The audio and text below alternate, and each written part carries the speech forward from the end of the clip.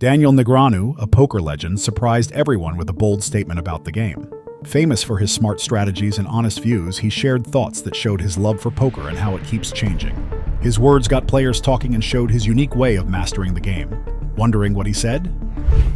Well, the Mania podcast we've been talking about doing for 4 years now, and finally we just decided to do it one day. We're like, you know what? Let's just do it, because we just keep sitting here and saying we're going to do it. We haven't done it, so we're going to do it. Mania podcast, a project discussed for 4 years, finally came to life when its hosts decided to stop waiting and take action. The name reflects one host's experience with bipolar disorder, specifically mania, and the show explores how it impacts their lives. Initially held back by perfectionism and concerns about setup, they ultimately embraced a just-do-it mindset, launching their heartfelt and relatable conversations. You know, I think like she said, you know, we talked about this, but like she's a little bit of a perfectionist and for good reason.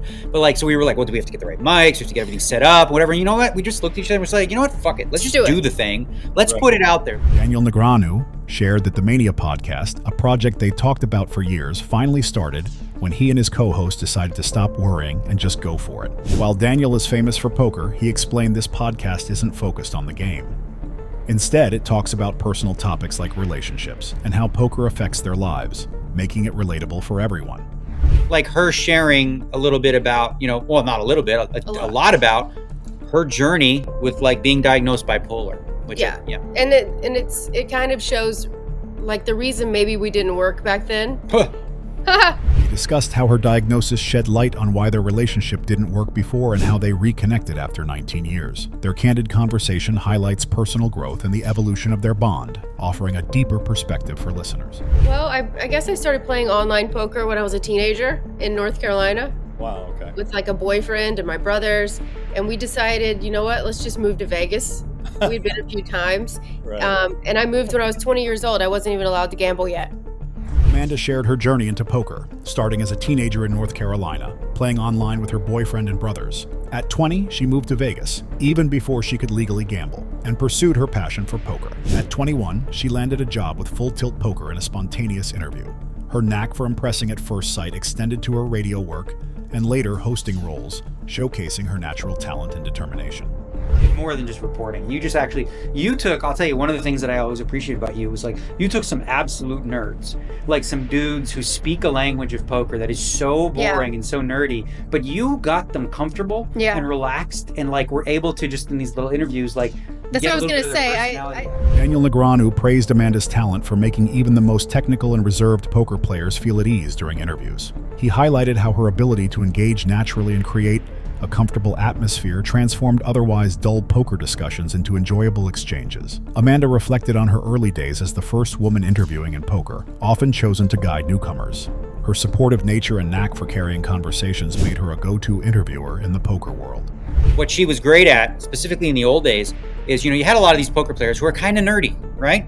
You know, they don't really know how to talk. So, you know, you ask them a question like, how's the tournament going? Like, well, you know, I had ace king up front and I'm like, you know, stack to pot ratio is like 3-1. And I'm like, boring. While many players could get lost in technical poker terms like stack sizes or ICM considerations, Amanda would steer the conversation towards more personal and engaging topics, like asking about their clothing or interests. This approach made the interviews more lively and helped connect with the audience. Daniel also jokingly pointed out how he makes people feel comfortable, contrasting it with others, like Phil, who sometimes struggle with the truth. So Phil has a big freaking mouth, right? I remember he sort of mentioned something on the thing, like we were in discussions about doing something, and it's like supposed to be super private. And then the next day, he's just so bad. But like, we'll see. Like, here's the thing: both of us love the platform. Daniel talked about how Phil sometimes shares private things, which makes conversations less private. Still, Daniel and Amanda are excited about starting their podcast. They want to talk about different topics, from poker to anything else, without focusing on a specific audience right now. They just want to make a podcast that they enjoy, like Joe Rogan did by talking about whatever he liked. They hope their podcast will attract a lot of listeners, even beyond the poker world, because both Daniel and Amanda have great personalities for being on camera. When you were a gambler, like you're used to the ups and downs. I'm used to it too. I've been in poker a long time. Right. And but you deal with it internally. If people aren't accustomed to it, it can be very difficult. Totally. I think what it is for me is I feel his pain. I feel when he's not doing well, and he's mentally just not there. He's not doing well. Shit's not going his way. I feel that. Furthermore, he shared how, as a gambler, he's used to dealing with the ups and downs, but it can be hard for people who aren't used to it. He mentioned that it's not about money or the swings of gambling, but about feeling bad when things aren't going well. He also said that Amanda can always sense when he's not doing well, even if he tries to hide it. Daniel wears his emotions openly, which is part of why people both love and have issues with him. He shared that one of his favorite quotes is, "To avoid criticism, say nothing." Like, I'm going to say things that you might not like. And if you don't like me as a result, fine. We probably were never going to be buddies anyway, right? And, if, like, say, you know what I've learned? I disagree with some people on a lot of things. Doesn't mean I dislike the people, right? Daniel stated that he will say things that some people may dislike. And if they do not like him as a result, that is fine. They were never going to be friends anyway. He made it clear that just because he disagrees with some people does not imply he dislikes them. He feels that open talks are necessary, even if some of them are provocative or contentious. The podcast will be weekly, but there may be some changes because of trips. They're not set on a specific format and might have guests from both the poker world and outside it. The podcast is just a fun, creative project for them and also helps their relationship. Something in our marriage, part of what drew me to her was when we used to do those interviews, when she was working for Poker Road or Poker Wire or whatever, we had this banter and it was just fun and flirty and cool. Like, we just loved it. And it's been almost 20 years. So recreating that. Well, I've done a lot of stuff in between there. I know, but I'm saying now it's like kind of sexy. Daniel talked about his early days working with Amanda on shows like Poker Road and Poker Wire. Their chats were fun, flirty, and easygoing, and that connection has stayed strong even after 20 years. When they teamed up again in 2018 for Friday Night Poker, it felt like no time had passed and their chemistry was still there. Right. Now you started sharing some things. Let me read his X. If you want to get a little controversial, we'll talk about some things about the mistakes that Dems made in this last election. It was a tough time for everyone, It's hard for me at one time to pick either choice. I dealt with Trump when I lived in New York City right after college, and he wasn't well liked there, but at the same time, I'm sort of in the middle somewhere. So I accept some of the things from the conservative side, right?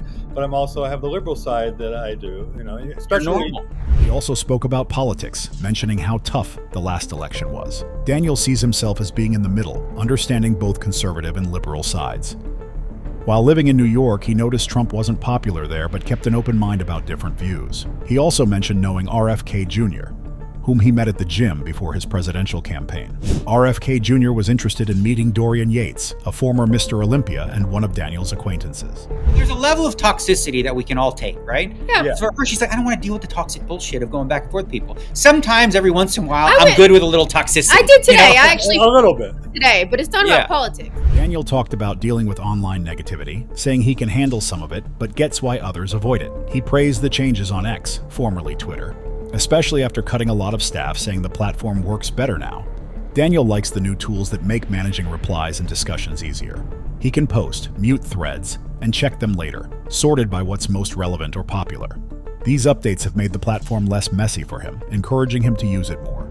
So before that, I sort of stopped on Twitter because it was too much. Like, I couldn't take the back and forth. But now that it's manageable in the way that it is, I don't mind getting my thoughts out and whatever. I don't need to read everything. Yeah, but you like getting controversial in politics and things like that. Daniel also shared that he avoids diving into controversial topics like politics, as it's not his preferred arena. Instead, he focuses on areas he's comfortable with, though he's making an effort to connect with someone more versed in pop culture. To bridge the gap, he humorously mentioned catching up on TMZ during his gym sessions to stay updated on entertainment gossip, even joking about celebrity scandals and drama. This lighthearted approach reflects his willingness to step out of his comfort zone to foster better communication. Let us know your thoughts in the comments. Hit the like button, subscribe to the channel, and don't forget to ring the bell icon so you always stay updated. See you in the next one.